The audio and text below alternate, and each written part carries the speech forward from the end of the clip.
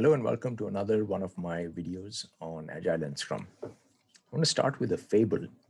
So there's the fable of the turtle and the scorpion. So there's a scorpion who asks a turtle, I want to cross the river, but I can't swim. Can you carry me across your back? So the turtle says to the scorpion, yes, I can, but I have a concern. What if you're going to sting me? And the scorpion says to the turtle, why would I sting you? Because if I sting you, we both are going to drown. It's not in my interest. So, anyway, the turtle, against his reservations, agrees to take the scorpion on its back and cross the river. But halfway across the river, the scorpion stings the turtle. And the turtle said, why did you do that? And the scorpion says, because it's in my nature. What the heck does this have to do with agile enablement? This story reminded me of a time when I was an agile coach for a very large company, publicly traded, multi-billion dollar company. And as I was trying to use agile principles, values, and practices to enable a more collaborative culture, I would say the single biggest challenge that I faced was the distrust between business and IT. I feel that a lot of bad things had been done. Maybe both parties had done bad things to each other, or maybe it was a flawed system design which had made good people do bad things to each other. So, as I was trying to facilitate conversations, these two groups of people would often not even sit on the same side of the table. It was so informative to see as people filed into a room where they would sit. And most of the time, they would sit across the table. So there was a physical barrier, which in some ways represented the mental barrier between these two groups.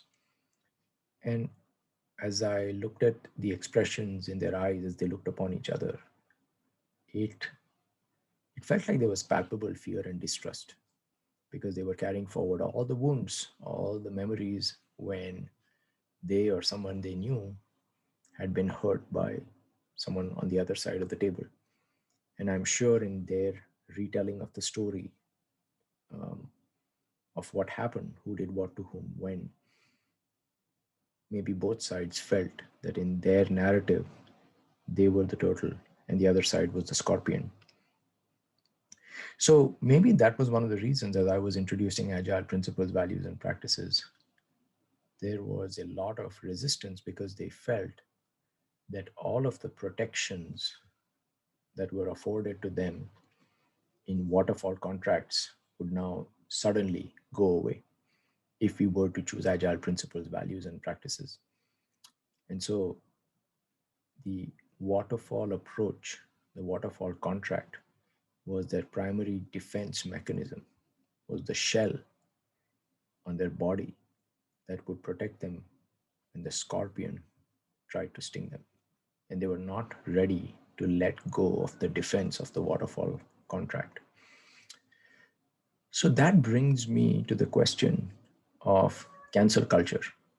It's 20 years since the Agile movement was created and snowbird, and um, we are celebrating agility. And one of my fears is, in a way, we have canceled waterfall. And why is this a problem? As I was introducing agile flavors, agile principles, frameworks, or principle values and practices to the company, it was very obvious that they did not like these ideas. So I tried to give them two options. It was like a scene from the Matrix. I tried to give them a red pill and I tried to give them a blue pill. So there's a waterfall pill and there is an agile pill. And I said to them, maybe there's no good or bad. Uh, Choose as you choose, so it shall be.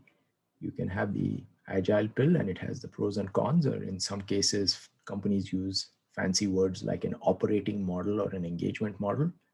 So if you use the agile approach, here is the operating model or the engagement model.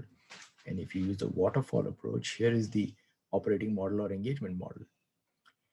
And I said, it's okay. You can choose whichever one. You can choose whichever game you want to play. The moment I used the word waterfall, I looked around the room and the same people who had been fighting me on adopting agile principles, values, and practices, the moment I said, that's okay, we can play waterfall, there was a recoil.